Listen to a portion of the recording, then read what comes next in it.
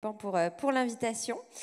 Alors moi, je suis donc Émilie Maillère, je suis directrice des études chez Circana. Circana, c'est un institut qui suit plusieurs secteurs de la consommation, mais dans ce qui va nous intéresser aujourd'hui, je vais vous parler notamment de la grande distribution. Et on fera un focus sur l'Île-de-France et les spécificités, parce qu'il y en a vraiment beaucoup dans votre région quand on se parle d'alimentation, des spécificités par rapport au reste de la France. Et on verra aussi le potentiel qu'il y a pour les produits locaux dans la région.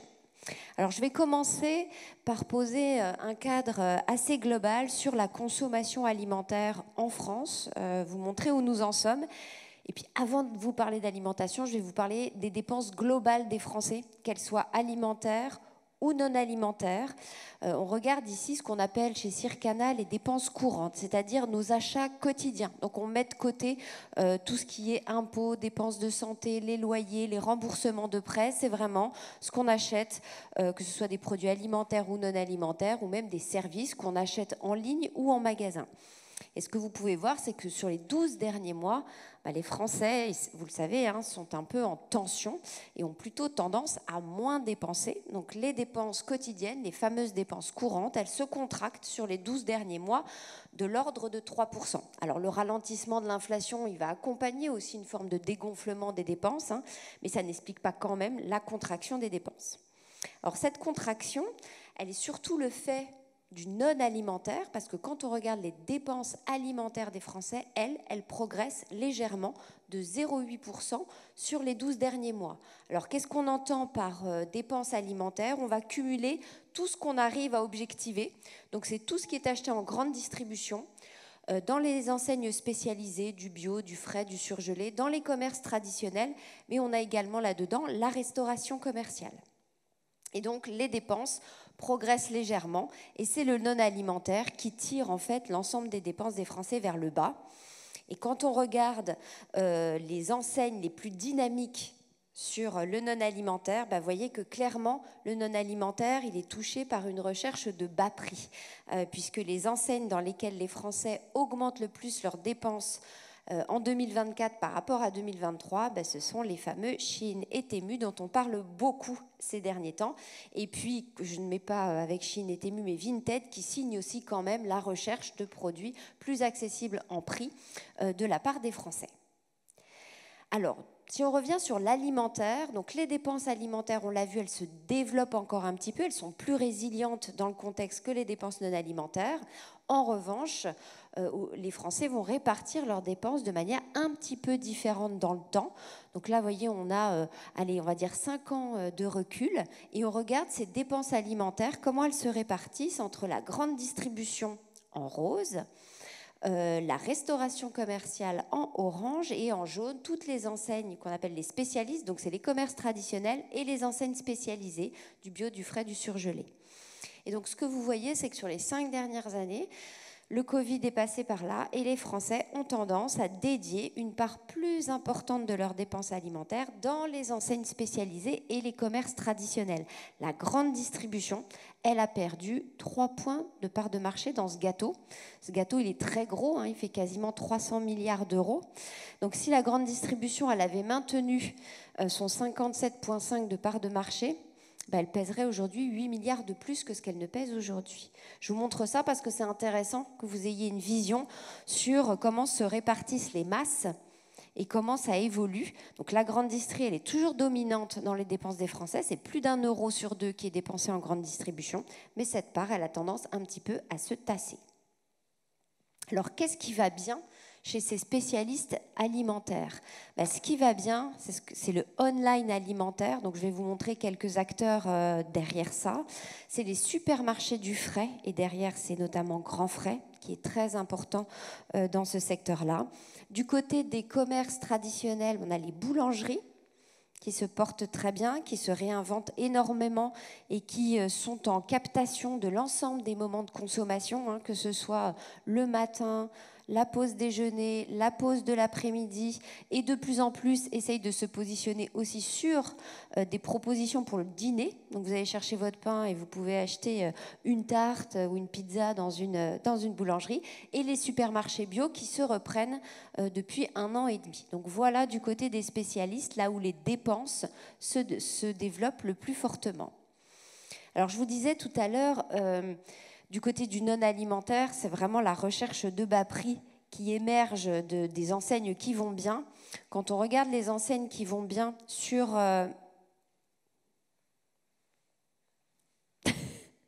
sur l'alimentaire, vous voyez que la quête de bas prix, elle est pas, on ne voit pas ça en fait quand on voit ce top 10 des enseignes alimentaires. On est hors de grande distribution dans lesquelles les Français décident de dépenser plus. Ce top 10, il nous dit quoi? Il nous dit recherche d'expertise avec Grand Frais qui se trouve en tête. Donc expert bien évidemment des produits frais, même si on y trouve quelques produits d'épicerie. Marie Blachère, alors oui, Marie Blachère, quand on achète 3 baguettes, on a la 4e qui est gratuite. Mais enfin, ça reste quand même un commerce assez expert et voilà, plutôt en forte croissance. Vous allez avoir Biocop, La Vie Claire et Satoris qui sont des spécialistes du bio. Maxi Coffee qui est un acteur en ligne. Donc c'est ça, ces fameux online alimentaires. C'est des acteurs de l'alimentation au sens large qui ne sont présents qu'en ligne. Donc on peut y acheter du café mais aussi du thé. Et puis vous allez trouver Picnic, je ne sais pas si vous connaissez, mais Picnic, c'est de la livraison à domicile d'alimentation. Donc c'est un acteur qui ne fait que de la livraison à domicile. Et puis vous allez retrouver Fresh, qui est aussi une enseigne de produits frais, comme son nom l'indique. Alors, du côté de la grande distribution, je voulais vous montrer un historique un petit peu long des volumes de vente en grande distribution. Je vous disais déjà un petit peu tout à l'heure que la grande distrie, elle perdait des dépenses au profit d'autres types de commerces. Là, on est vraiment sur des volumes. Et ce que vous pouvez voir, c'est que mis à part le pic de consommation en 2020, lié au report de la restauration dans la grande distribution, on est globalement sur un secteur qui se porte pas très bien, mais qui connaît quand même, sur le début d'année 2025, un certain rebond des volumes. Donc la grande distribution, manifestement, sort un peu de cette période très difficile post-Covid, puis inflation, et repart un petit peu en croissance. Donc ça, c'est encourageant pour vos marques qui sont vendues dans ce circuit.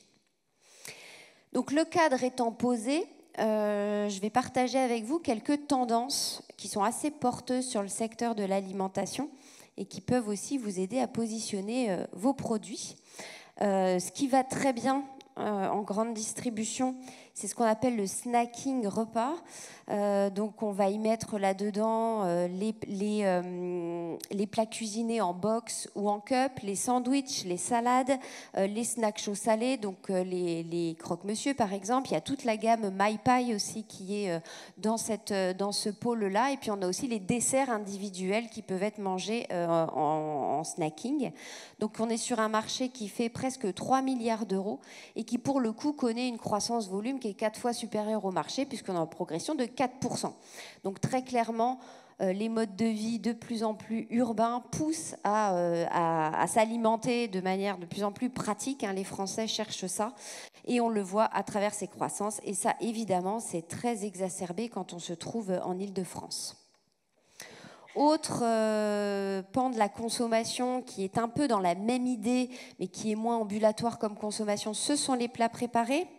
Donc tout ce qui va être nuggets, cordon bleu, les nouilles à réhydrater, les pizzas, les quiches, les tartes, les plats individuels, tous ces produits-là, vous voyez, ce que vous avez, c'est de la croissance volume. Donc ça se porte aussi très bien et ça répond à des Français qui cherchent des solutions pratiques, qui n'ont pas forcément envie de cuisiner.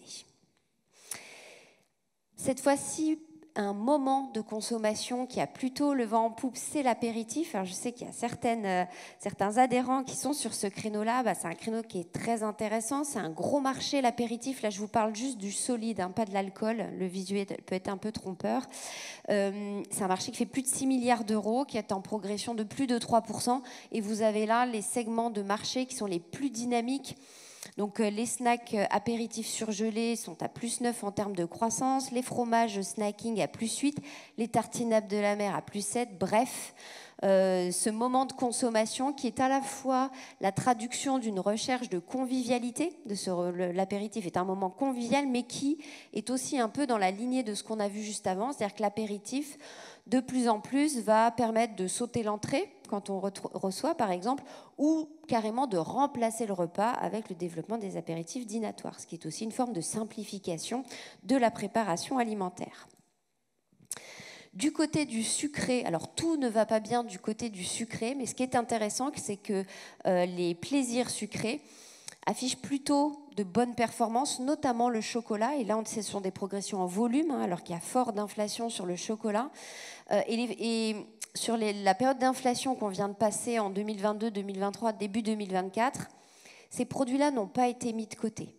Contrairement au dernier pic d'inflation qu'on avait eu en 2008-2009, où les Français avaient vraiment mis de côté ces produits qui sont moins indispensables que des pâtes ou du riz, là, ils sont restés dedans. Donc, on a beaucoup de choses dans la consommation alimentaire qui nous signent cette recherche de plaisir et puis cette forme de compensation que va apporter l'alimentation dans un monde où il y a beaucoup de choses qui sont compliquées. Autre tendance très forte, c'est les produits riches en protéines.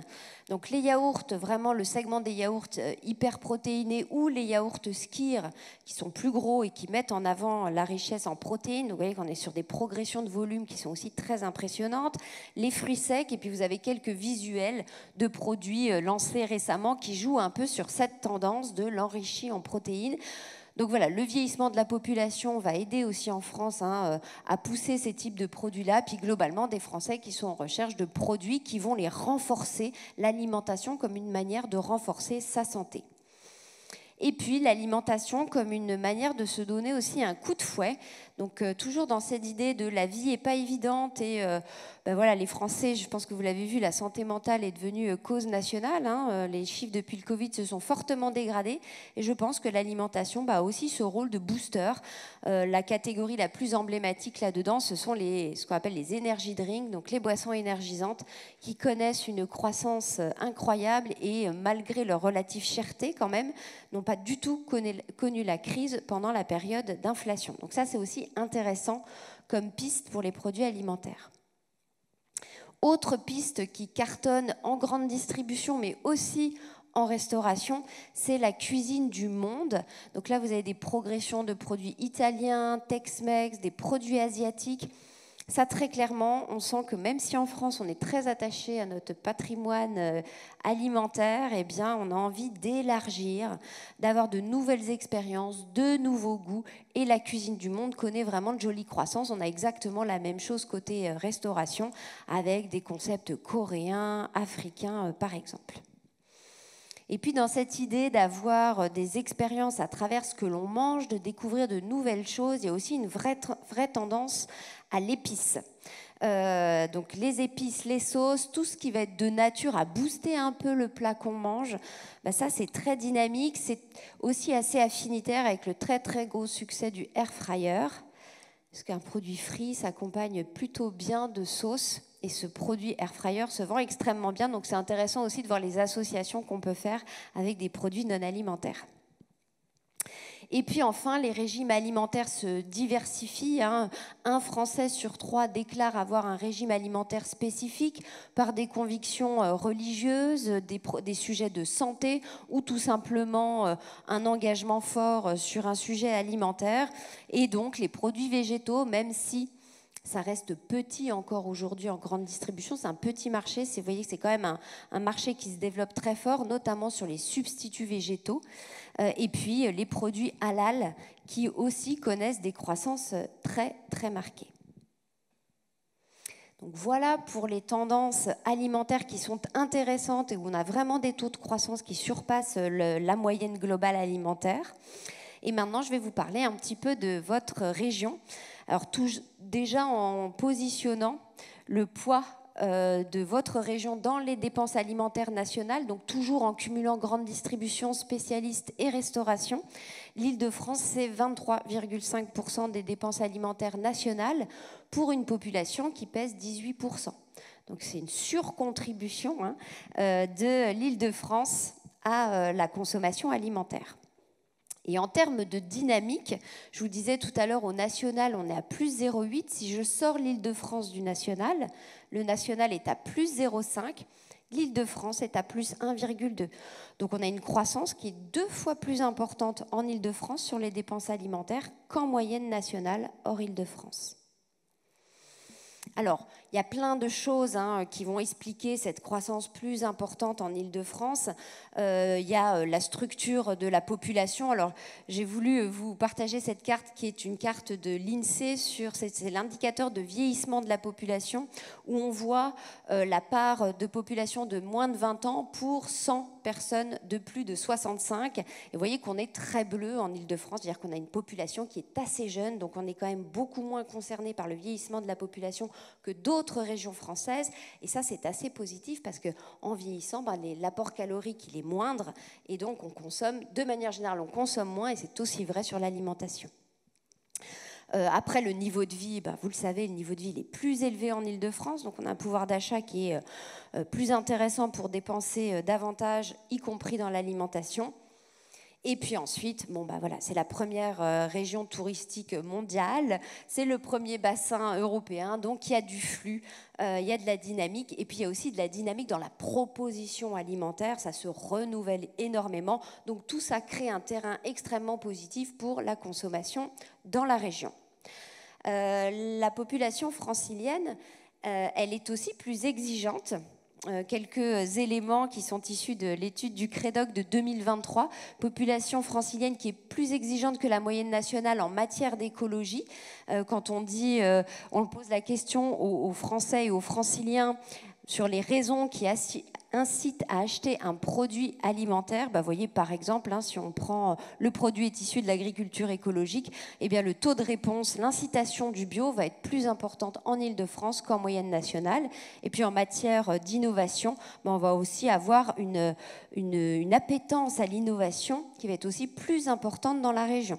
Donc une population intéressante mais exigeante. Alors, je voulais aussi vous montrer que les Franciliens sont très consommateurs de bio. Donc ici, c'est la part de marché du bio en grande distribution dans chacune des régions françaises. Et donc l'Île-de-France est la région où le bio pèse le plus lourd, autant que chez nos amis bretons. Donc c'est quasiment 6% du chiffre d'affaires qui est fait par des produits bio. En moyenne nationale, on est à 4,5%. Et je vous remontrerai tout à l'heure le poids des marques locales. Voilà, je pense que les Franciliens consomment beaucoup de bio parce qu'ils ont moins d'alternatives que d'autres régions sur des produits locaux qui sont pour autant aussi, comme le bio, un grand signe de qualité.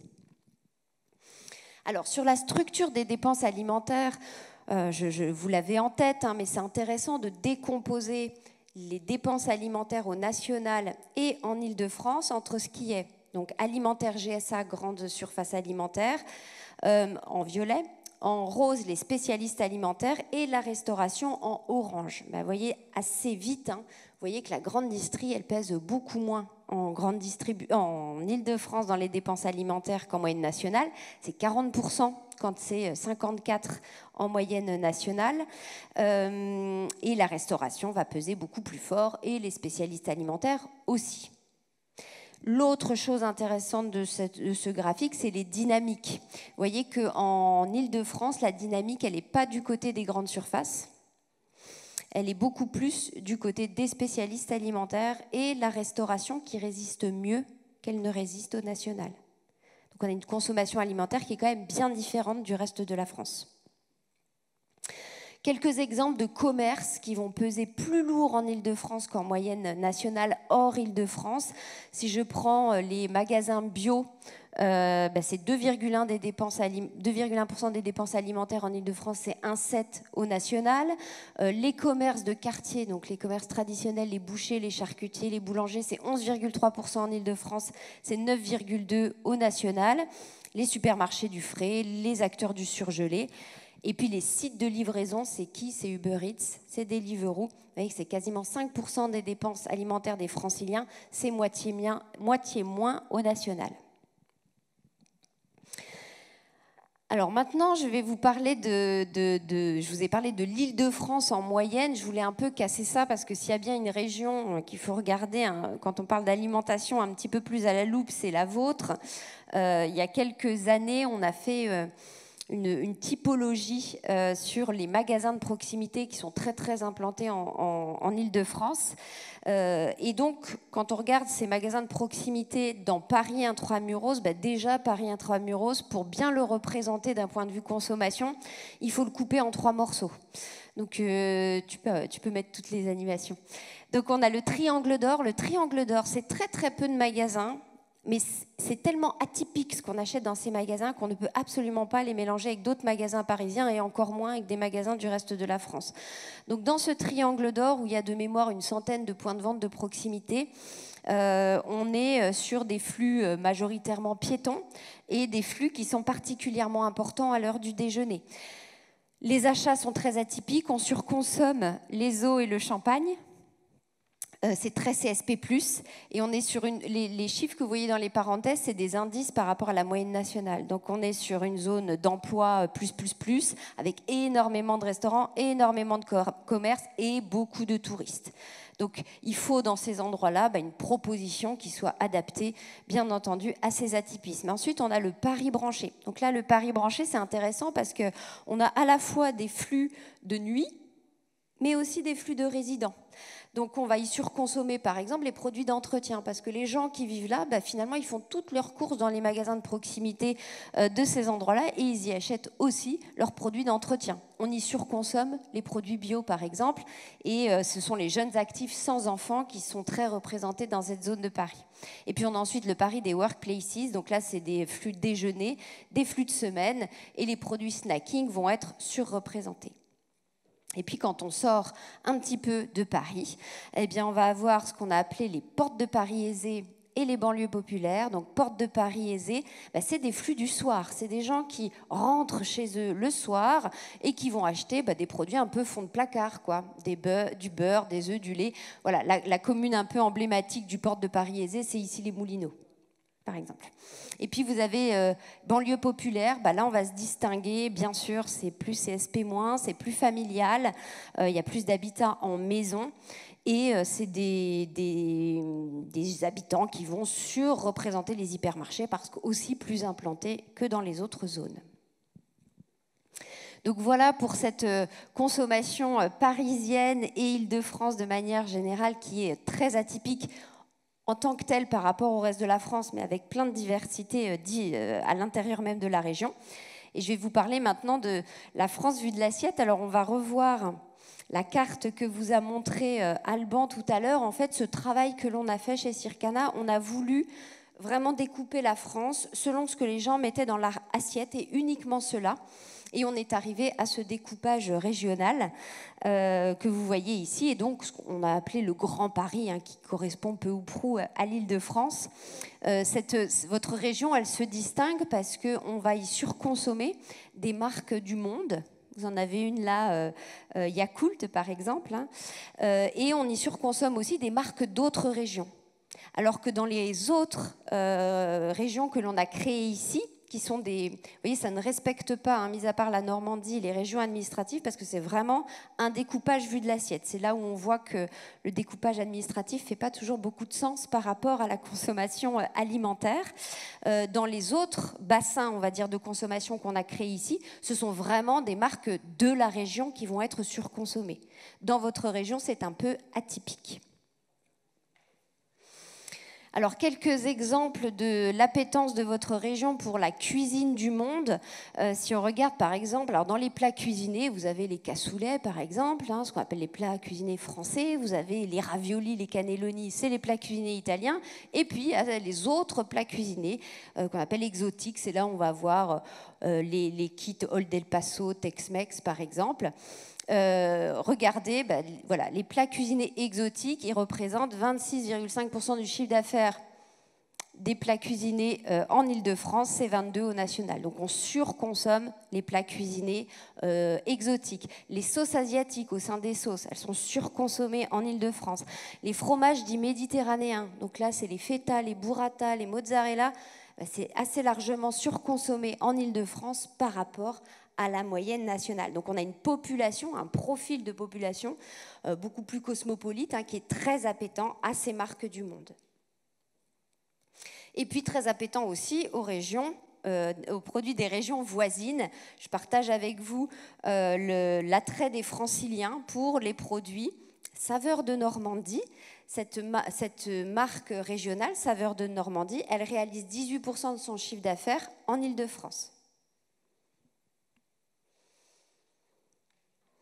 Alors maintenant, regardons ce que pèsent les TPE, PME, ETI dans la consommation en grande distribution toujours, dans chacune des régions françaises. Donc vous voyez qu'au national, les TPE, PME, ETI, c'est 21% des dépenses des Français. Dans votre région, c'est quasiment la même chose et la progression est quasiment la même. Donc globalement, les petites entreprises vont peser autant en Île-de-France que dans le reste de la France. En revanche, quand on regarde les marques locales, les marques locales, vous êtes la région de France où elles pèsent le moins lourd. Les marques locales, ça n'est que 0,9% de la consommation en grande distribution en Île-de-France, quand c'est 2,5% au national. Donc ça veut dire qu'il y a des petites entreprises, mais pas des petites entreprises locales. C'est ça la différence par rapport à la slide précédente. Donc vous voyez, on monte au plus haut à 5,5 chez les Bretons. Ensuite, ce sont les Alsaciens à 4, enfin les Alsaciens, non, le Grand Est à 4,1. Les Alsaciens sont au-dessus de ça. Donc les marques locales sont sous-représentées dans votre région, mais pas de fatalité, parce que l'attente de produits locaux, quand on interroge les gens dans les magasins de la grande distribution, globalement, tout le monde veut plus de produits locaux. Les produits locaux, ils ont ça de formidable, c'est qu'ils ne sont pas clivants. Ils vont intéresser à la fois les plus jeunes, mais aussi les plus âgés. L'attente, elle est forte de produits locaux chez toutes les tranches d'âge. Elle est importante aussi bien quand on interroge des ruraux que des urbains. Ce n'est pas indiqué ici, mais autant des CSP+, que des CSP-, autant les hommes que les femmes. Ça parle à tout le monde. Alors vous voyez, le bio, par exemple, il y a plus une appétence des seniors pour le bio. Les produits sans, ça attire plus les femmes que les hommes.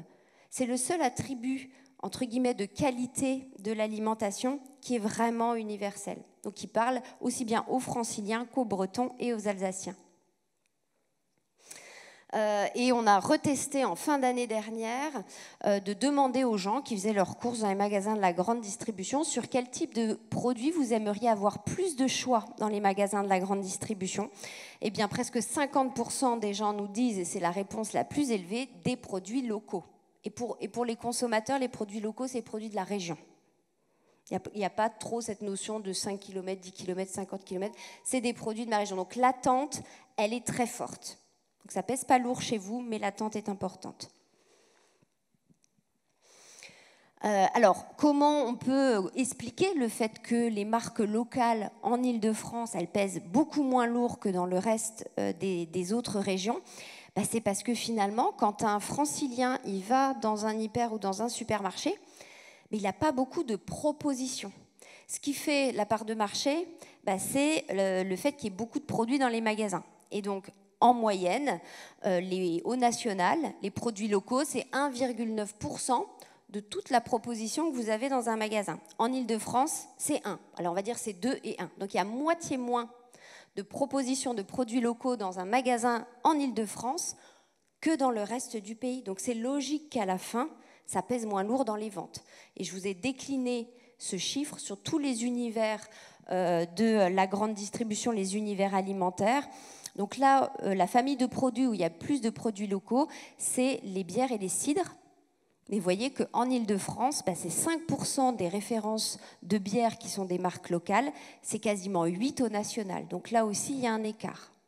Donc finalement, pour faire monter le chiffre, il faut essayer de déployer l'offre. Alors, je partage avec vous, ça, c'est pas propre à l'Île-de-France, c'est au national, mais quand on demande aux gens quelles sont les familles de produits où ils attendraient le plus fortement des produits locaux, vous voyez que la bière, elle émerge fort. Et on en a dans la région des acteurs de la bière. Donc, pour 57% des gens qui fréquentent les magasins de la grande distribution, la bière est un bon candidat pour ça, mais il y a aussi les yaourts et les pâtes, pas mal de points d'appui pour des marques de la région. Au revoir. Et je voulais quand même vous montrer qu'il y a des familles de produits où les marques locales en Île-de-France, elles sont quand même déjà fortes. Donc le chiffre que vous voyez là, c'est ce que pèsent les marques locales. C'est les 10 familles de produits sur lesquelles les marques locales sont les plus implantées en Île-de-France. Donc on va avoir les deux premières, ce sont des alcools. On va avoir les légumes marinés qui sont soit au rayon frais, soit au rayon ambiant. Les œufs, on en parlait tout à l'heure, hein, en Île-de-France, 10% des achats d'œufs sont faits sur des marques locales. Donc à retenir de tout ce que je vous ai raconté, c'est déjà que les dépenses alimentaires, elles résistent mieux dans le budget des Français que le non-alimentaire, que si la quête de très bas prix est vraiment recherchée sur le non-alimentaire, on voit quand même beaucoup moins ça sur le secteur alimentaire, c'est plutôt rassurant. Qu'il y a plein de tendances de consommation qui sont porteuses, que je vous ai montré tout à l'heure, qui peuvent être intéressantes pour vous positionner ou innover. Qu'en Île-de-France, la consommation alimentaire, elle est importante et elle est plus dynamique qu'en moyenne nationale, parce que la région a de nombreux atouts. Alors la répartition, elle est un peu différente, hein, on l'a vu, la grande distribution pèse beaucoup moins lourd.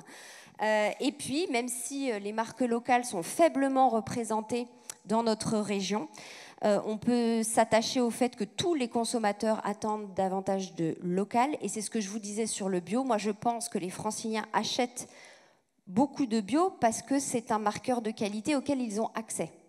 S'ils avaient plus de produits locaux, probablement qu'ils switcheraient sur des produits locaux et bio. Merci.